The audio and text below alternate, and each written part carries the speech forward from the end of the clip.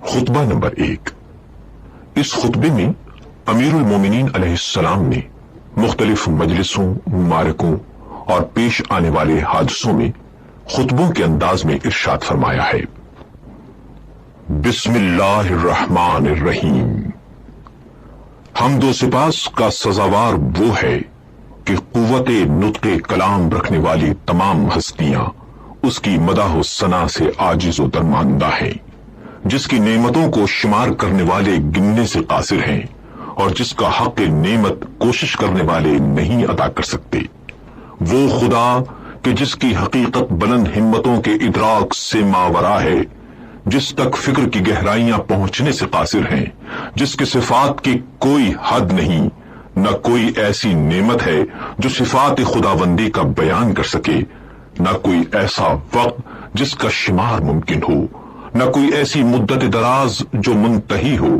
اس نے خلائق کو اپنی قدرت اور اختیار سے پیدا کیا اور ہواؤں کو اپنی رحمت اور مہربانی سے پھیلایا اور متحرک و لرزاں زمین کو سنگھائے بزرگ پہاڑوں سے میخ خوب کیا اور مستحکم و استوار فرمایا۔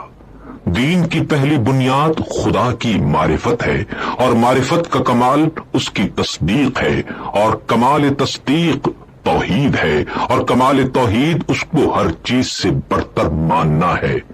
یہ کمال اخلاص صفات کی ذات سے نفی ہے، کیونکہ ہر صفت غیر موصوف ہے اور ہر موصوف غیر صفت ہے۔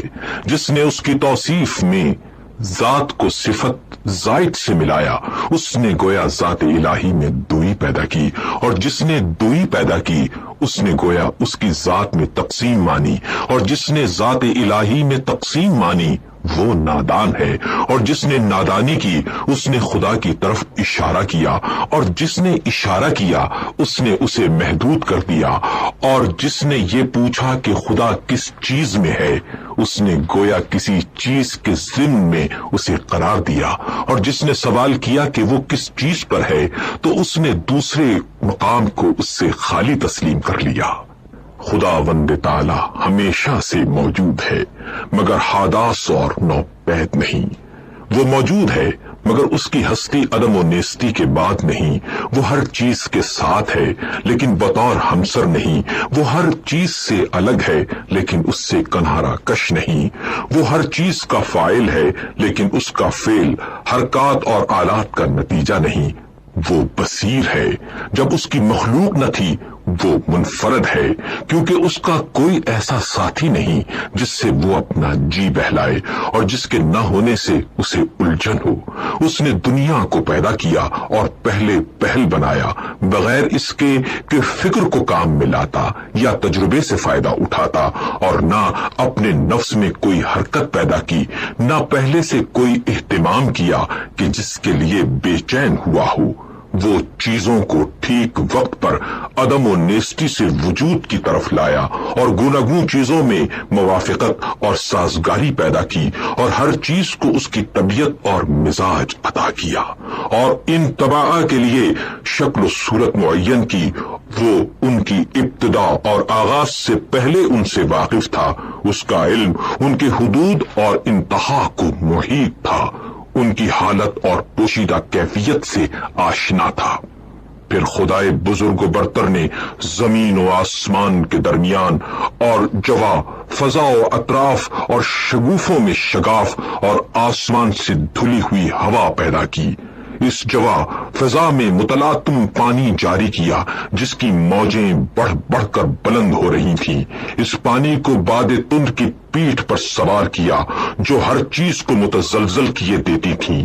ہوا کو حکم دیا کہ وہ پانی کو گرنے سے روکے اور اسے پانی کے زور پر مسلط کر دیا، اور اسی ہوا سے پانی کی حد بندی کر دی۔ ہوا کا دامن دور تک پھیلایا تھا اور پانی اس کے اوپر اچھل رہا تھا، پھر خدا نے ایک ایسی ہوا چلائی جو خشک تھی اور اسے پانی کے ساتھ ساتھ کر دیا۔ اس کی رفتار بہت تیز تھی۔ خدا نے ہوا کو حکم دیا کہ اس پانی کو حرکت دیتی رہے اور موجوں کو ابھار کر اوپر کی طرف پھینک دے۔